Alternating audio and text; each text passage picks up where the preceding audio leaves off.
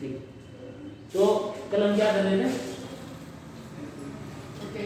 Potential energy spring में जो है वो कितनी होती है वो हम कर रहे थे। इसमें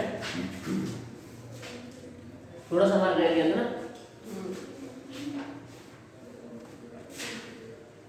work is equal to integration of D W, ये था।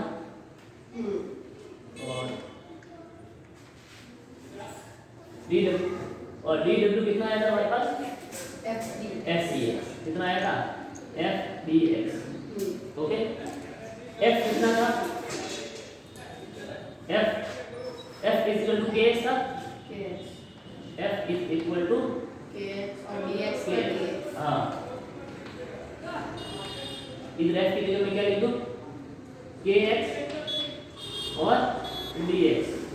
ओके, के एक कांस्टेंट है जो बाहर आ जाएगा, इंटीग्रेशन किसका होगा? एक्स और डी इज इक्वल टू के आ गया बाद, इसका कितना इंटीग्रेशन क्या होता है? एक्स स्क्वायर अपॉन 2, क्या होता है? X square upon 2, and this is 1 upon 2 के एक्स स्क्वायर।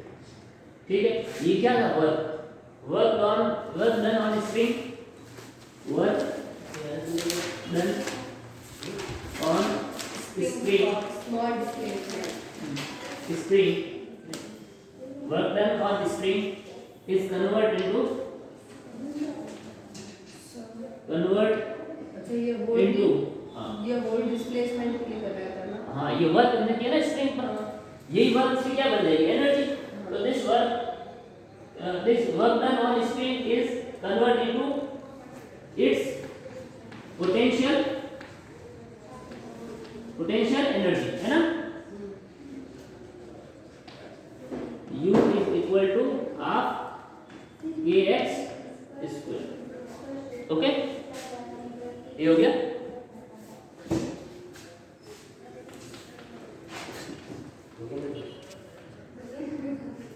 अगला हमारा जो टॉपिक है वो है हमारे पास कि कंजर्वेशन मैकेनिकल एनर्जी क्या होती है, पता है?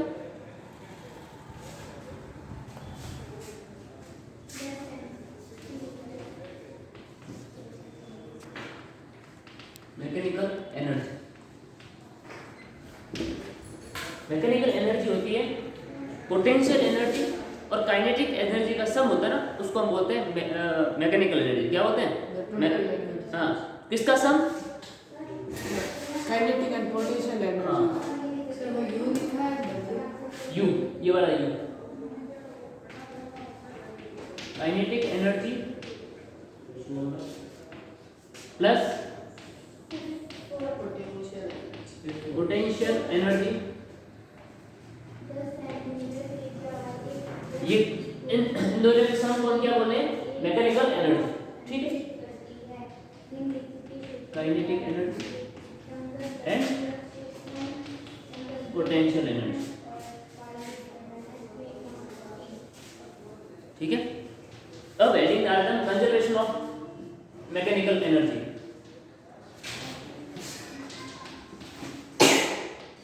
Conservation of mechanical energy.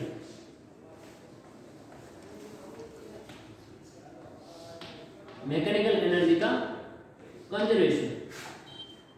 ठीक है,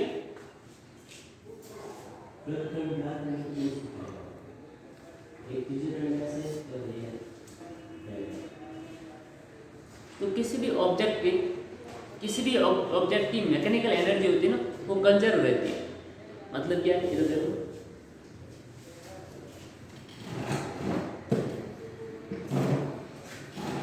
एक मैं एग्जांपल दे रहा हूँ। ठीक है,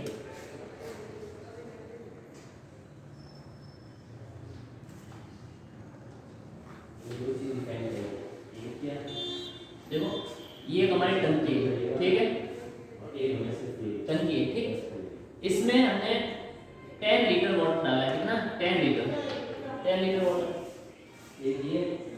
देखो ये वाटर रुका हुआ है, ऊपर की ओर है, साइड पर है, जिसके पास एनर्जी होगी। इस पानी में तो मान लो कि वो पोटेंशियल एनर्जी, पानी में क्या मान लो? Potential energy. ठीक है, क्योंकि पानी रुका हुआ है और उसके पास एनर्जी दो, वो कौन सी हो जाएगी? Potential energy. तो पानी को क्या मान लो? Potential energy. तो ये हमारे पास है पोटेंशियल एनर्जी, ठीक है जी। कितना है पोटेंशियल एनर्जी? ऐसे मानो कितना है कि 10 यूनिट है। अरे समझ में, पोटेंशियल एनर्जी कितने यूनिट है? 10 यूनिट, ऐसा मान लो। अब देखो इधर से हम कितना,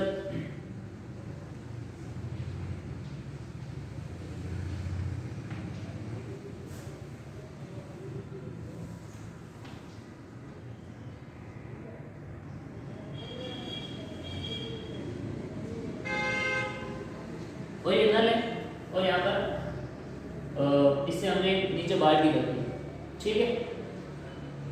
अब देखो पोटेंशियल एनर्जी इसकी कितनी? 10 यूनिट। क्या अब इसके पास काइनेटिक एनर्जी है क्या? नहीं। टोटल पोटेंशियल एनर्जी 10, क्या काइनेटिक एनर्जी है इसके पास? नहीं। तो कुल मैकेनिकल एनर्जी कितनी हुई? Potential energy plus kinetic energy. Kinetic energy 0 है तो पोटेंशियल एनर्जी के बराबर का मैकेनिकल एनर्जी हो। आया समझ में? नहीं समझ में? अब देखो इधर से पानी आया नीचे, नीचे आया, नीचे आया, ठीक है। तो मैं इस स्थिति में जब पोटेंशियल एनर्जी, काइनेटिक एनर्जी 0 थी तो पोटेंशियल एनर्जी कितनी थी? 10 यूनिट। 10 यूनिट थी ना। अब देखो हमने जैसे नल खोला और यहाँ पर 2 लीटर पानी आ गया। कितने आ गया? 2 लीटर। इसको तुम मान लो कि काइनेटिक एनर्जी, जो बाल्टी मारा उसको क्या मान लो? Kinetic energy. तो अब बताओ कुल मैकेनिकल एनर्जी कितनी? अब इधर कितना रह गया? 8। इतना इधर कितना आ गया? 2। तो टोटल कितना हुआ? 10। अरे समझ में नहीं आया? पहले कितना था मैकेनिकल एनर्जी? पहले कितनी थी? 10। अभी भी कितनी है? 10। अभी हमने और नल खोला, उसमें 4 लीटर वाटर डाल दिया। कितना? 4 लीटर। मतलब इसमें 4 यूनिट क्या हो गई? Kinetic energy. अब इधर कितना रह गया? 6। टोटल कितना? 10। इसका मतलब जो मैकेनिकल एनर्जी है वो क्या रहेगी? 4 + 6 10। हाँ, वो क्या रहेगी? हमेशा कांस्टेंट ही रहेगी। अरे समझ में नहीं आया?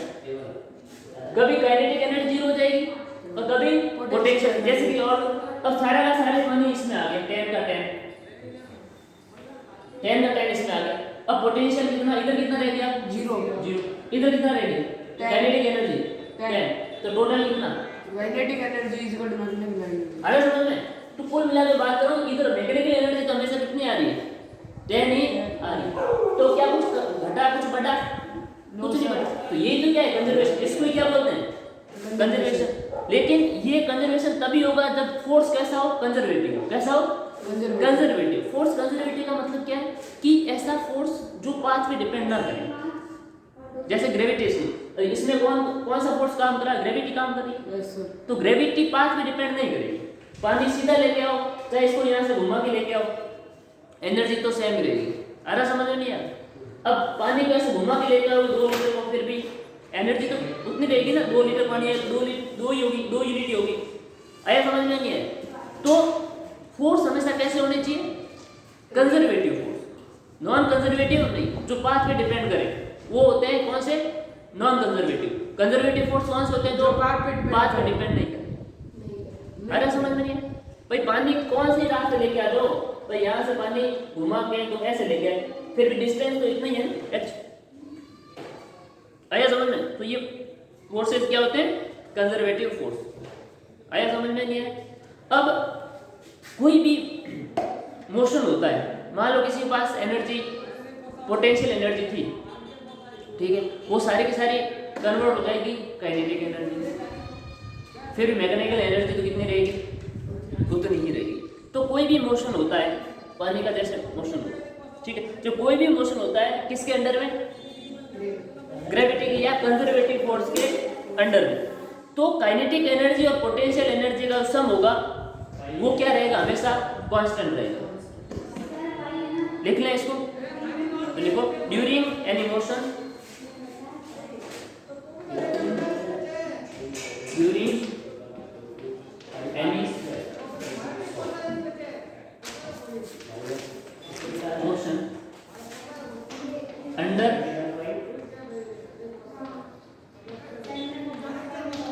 Conservative force under conservative force, the sum of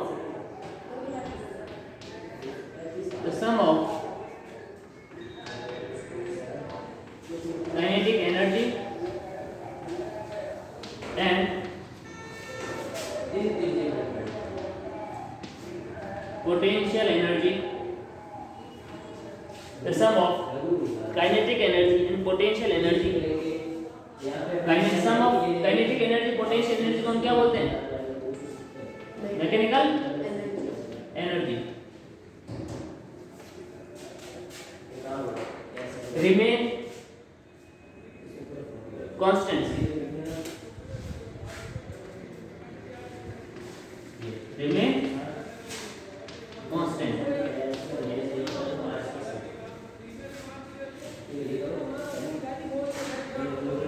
ठीक है नहीं? मैकेनिकल और पोटेंशियल कांस्टेंट रहती है, मैकेनिकल कांस्टेंट रहती है, मैकेनिकल, हाँ मैकेनिकल कांस्टेंट रहती है। और मैकेनिकल किससे बड़ा है? पोटेंशियल पोटेंशियल और काइनेटिक एनर्जी के सम से।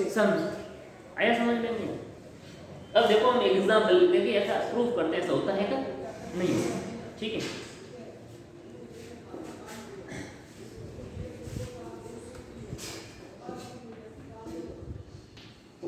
देखो ये सरफेस है, इससे हम एक ऑब्जेक्ट ऊपर लेके गए, ठीक है, कितनी हाइट पे? h हाइट, और जो ऑब्जेक्ट है उसका मास है m, ठीक है, उसका मास कितना है? m है। अब हम पता करना चाहते हैं कि इसके पास टोटल एनर्जी कितनी है।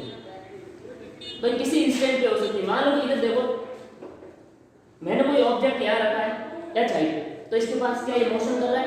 नहीं कर, खड़ा है। इसके पास क्या है? काइनेटिक एनर्जी है? नहीं। पोटेंशियल एनर्जी है कितनी? mgh। कल हमने पता किया ना कि किसी ऑब्जेक्ट को हम हाइट पे लेके जाए तो उसकी एनर्जी जो होती है वो बढ़ जाती है, कितनी? mgh हो जाती है। हमने किया था। अब देखो जैसे अब इसकी काइनेटिक एनर्जी नहीं है, पोटेंशियल एनर्जी, सारी की सारी कौन सी एनर्जी है? पोटेंशियल। इसके बाद अब ये इधर से मैं इसको छोड़ता हूँ तो इसकी जो वेलोसिटी है वो बढ़ेगी घटेगी? बढ़ेगी। नीचे आएगा तो बढ़ेगी। इसको मैं छोड़ दूं, ऐसा मैंने इसको छोड़ा तो सबसे ज्यादा स्पीड यहाँ किसकी कहाँ पर होगी? इसकी सबसे इस पॉइंट पर सबसे ज्यादा उसकी स्पीड होगी, और फिर क्या हो जाएगा? रुक जाएगा। समझ में आता है नहीं? तो देखो इस स्थिति में उसकी काइनेटिक एनर्जी थी क्या? उसके पास काइनेटिक एनर्जी थी क्या? नहीं थी। और इस पॉइंट पे आया तो उसकी स्पीड सबसे ज्यादा है। इसका मतलब उसके पास क्या थी? सबसे ज्यादा काइनेटिक। क्या इस स्थिति में पोटेंशियल एनर्जी थी क्या? नहीं। तो सारी की सारी जो पोटेंशियल एनर्जी वो किसमें बदल गई? काइनेटिक। इधर टोटल मैकेनिकल एनर्जी कितनी थी? mgh। क्योंकि यहाँ पर काइनेटिक एनर्जी कितनी है? 0। तो सारी की सारी पोटेंशियल एनर्जी वही क्या होगी? Mechanical energy. इस स्थिति में क्या होगा? Total potential energy 0, kinetic energy 0, kinetic energy half mv² होगा ना? क्यों? क्योंकि सारी की सारी मैकेनिकल एनर्जी किसमें बदल गई? सारी पोटेंशियल एनर्जी किसमें बदल गई? Kinetic energy. अब इसको हम प्रूफ करते हैं कि एक तो पोजीशन नंबर 1, एक ये पोजीशन नंबर 2 और ये पोजीशन नंबर 3, 3 पोजीशन पे हम मैकेनिकल एनर्जी पता करते हैं और तीनों पे क्या आनी चाहिए? एक जैसे, तभी तो कंजर्वेशन होगा, है ना? अब देखो पहली बात हम यहाँ पता करना चाहते हैं, तो पोजीशन नंबर 1 है ना,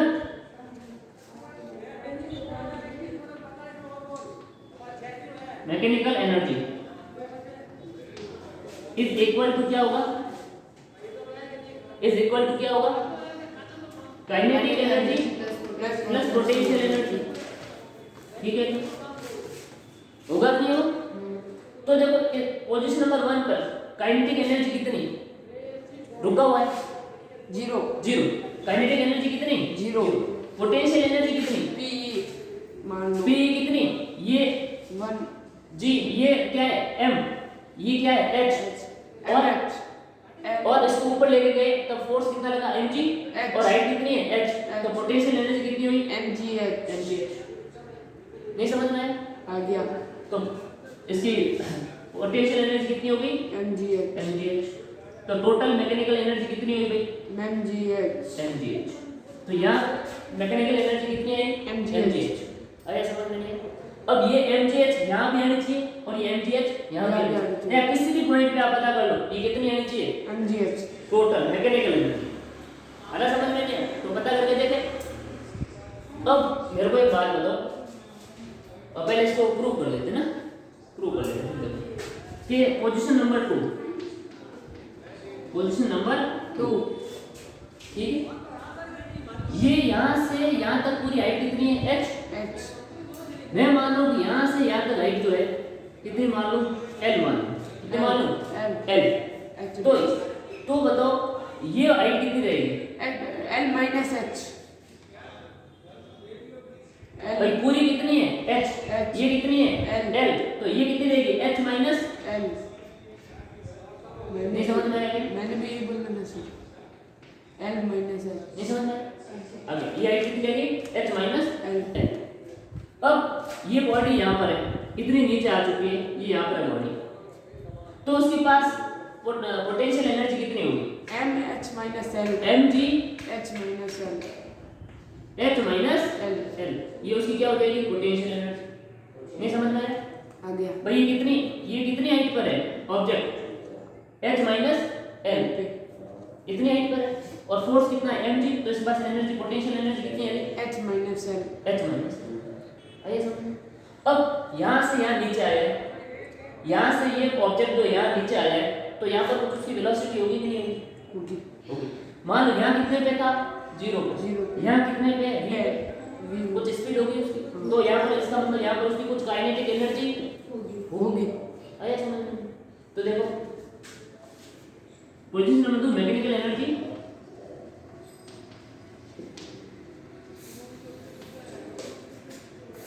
काइनेटिक एनर्जी यहाँ पर कितनी होगी? काइनेटिक एनर्जी क्या होती है हमारी हाफ mv स्क्वायर होती है, हाफ mv स्क्वायर ठीक, इसको बोलते हैं हाफ mv स्क्वायर। सर इसकी वेलोसिटी क्या ली यहाँ से 1 से 2 तक v डैश या v1? नहीं वेलोसिटी इसकी नहीं, काइनेटिक एनर्जी मतलब काइनेटिक एनर्जी ना, काइनेटिक एनर्जी किसके बराबर होगी? ये यहाँ से यहाँ तक जितना वर्क करेगा उसके बराबर होगी काइनेटिक एनर्जी, होगी कि नहीं होगी?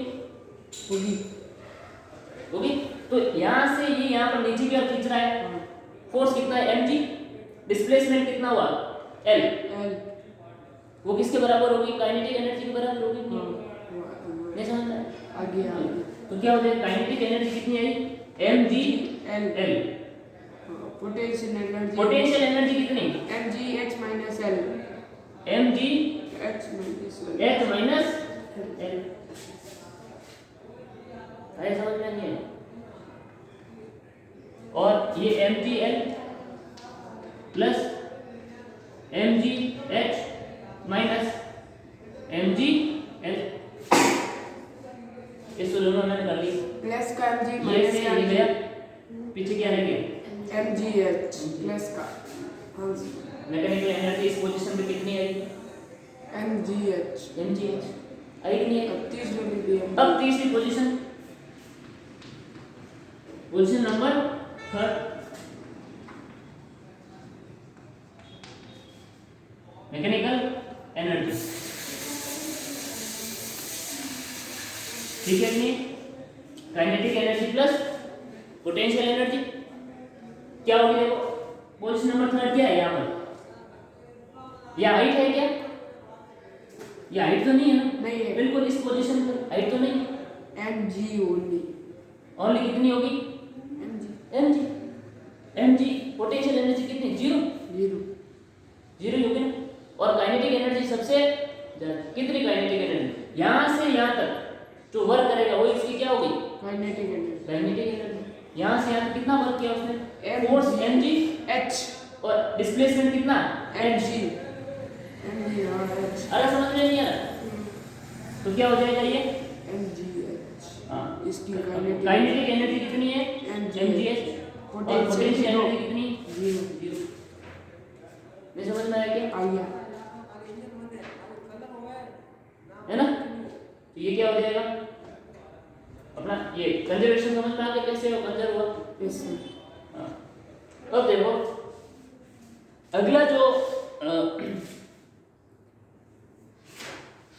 कुल मिला के मेरी बात ये देखना, इधर भी एनर्जी कितनी थी mgh है, यहाँ पर कितनी है mgh। कौन सी मैकेनिकल एनर्जी। यहाँ देखो जैसे जैसे ऑब्जेक्ट नीचे आएगा उसकी क्या घटती जाएगी, जैसे जैसे ऑब्जेक्ट नीचे आएगा तो उसकी हाइट घटती जाएगी, और हाइट घटती जाएगी तो उसकी क्या घटती जाएगी पोटेंशियल एनर्जी, और उसकी स्पीड बढ़ती जाएगी तो उसकी काइनेटिक एनर्जी बढ़ती जाएगी। तो यहाँ पर वो पोटेंशियल एनर्जी यहाँ सबसे ज्यादा, फिर कम फिर कम फिर कम फिर कम फिर कम, स्पीड सबसे ज्यादा, स्पीड सबसे ज्यादा यहाँ, और हाइट यहाँ सबसे जीरो हाइट होगी। तो पोटेंशियल एनर्जी यहाँ पर कितनी हो जाएगी जीरो, और काइनेटिक एनर्जी यहाँ पर कितनी होगी आईएस।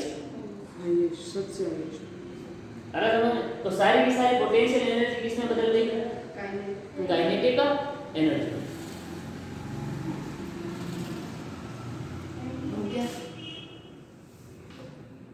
आज और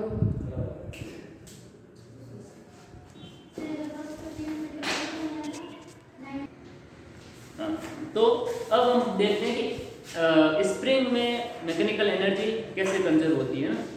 क्योंकि मैकेनिकल एनर्जी क्या होती है, sum of kinetic energy and potential energy. ठीक, how to convert the energy in spring.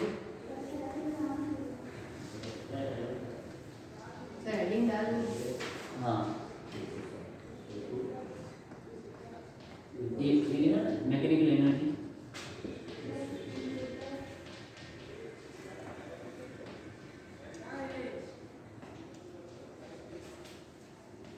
Conservation in spring. ठीक है, इधर मैंने एक बॉक्स छोटा सा बांध दिया है, ठीक है, स्प्रिंग से अटैच किया है। ठीक है, ये स्प्रिंग है, इसे छोटा सा बॉक्स मैंने अटैच किया। अब इसके पास कोई एनर्जी है, अभी कोई एनर्जी नहीं है। इसके पास कोई एनर्जी है क्या, नहीं है, कोई एनर्जी नहीं है। ठीक, पोटेंशियल एनर्जी है पर नहीं नहीं है, अभी तो बड़ा है ना इसके पास का, मैंने कोई इसके ऊपर फोर्स थोड़ी लगाया, और मैंने थोड़ी किया इसके ऊपर, तो इसके पास कैसे आ जाएगी एनर्जी। अब मैंने क्या किया, इसको ऐसे दबाया, क्या किया, इसको ऐसे दबाया, डिस्प्लेस किया, क्या किया, डिस्प्लेस किया, और डिस्प्लेस करने से क्या हुआ, हाँ छोटा हो गया ऑब्जेक्ट। ऑब्जेक्ट क्या, स्प्रिंग क्या हो गई, छोटी छोटी हो गई, मतलब कंप्रेस हो गई, क्या हो गई, कंप्रेसिबल, कंप्रेस हो गई। ठीक है, अब देखो यहाँ पर मैंने इसको क्या कर दिया, लॉक कर दिया। ठीक है, इसको यहाँ से कितना डिस्टेंस मैंने कंप्रेस किया, x डिस्टेंस। ठीक है, तो इसके पास एनर्जी कितनी आ जाएगी, पोटेंशियल एनर्जी हमें पता है, potential energy U equal to half k h square. आया समझ में। तो इसके पास अब पोटेंशियल एनर्जी है ना। अब इस फॉर्म में पोटेंशियल, अब देखो आगे चलते हैं। अब इसको हमने क्या, कंप्रेस करके मैंने इसे छोड़ दिया, क्या कर दिया, ऐसे मैंने कंप्रेस किया इसको, और इधर से थोड़ा कंप्रेस करके इसको छोड़ दिया। छोड़ने से क्या हुआ, क्या ये वापस यहाँ पर रुक जाएगी क्या, नो सब नहीं, थोड़ी सी आगे जाएगी, वो इतनी और आगे जाएगी, x डिस्टेंस इतनी भी जा सकती है, ज्यादा जा सकती है, कम भी जा सकती है। लेकिन ये जैसे ही मैं इसको छोड़ दूंगा तो क्या हो जाएगा, ये स्प्रिंग है,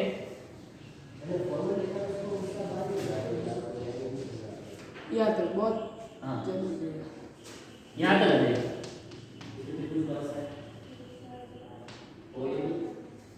ठीक है, ये यहाँ से यहाँ तक कितना चली गई, ये इसका क्षेत्रफल x। ठीक है, इसको मैं मान लूँ -x, इसको मैं मान लूँ x डैश मान लो वैसे कि ठीक है, यहाँ x कितना है 0।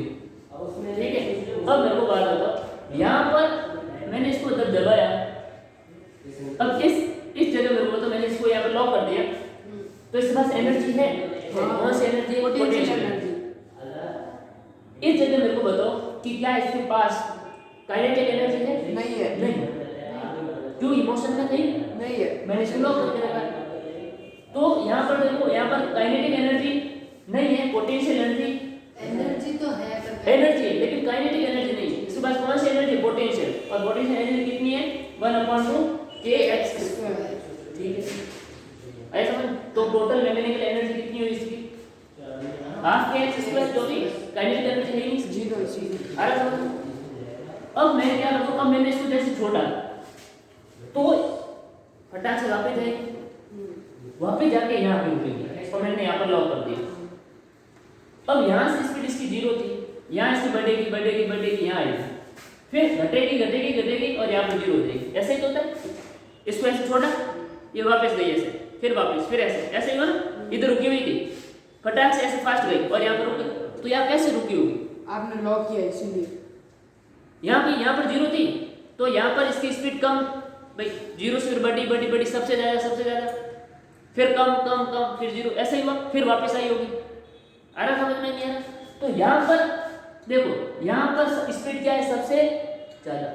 यहाँ देखो काइनेटिक एनर्जी, पोटेंशियल एनर्जी कितनी है? काइनेटिक एनर्जी कितनी है? 0।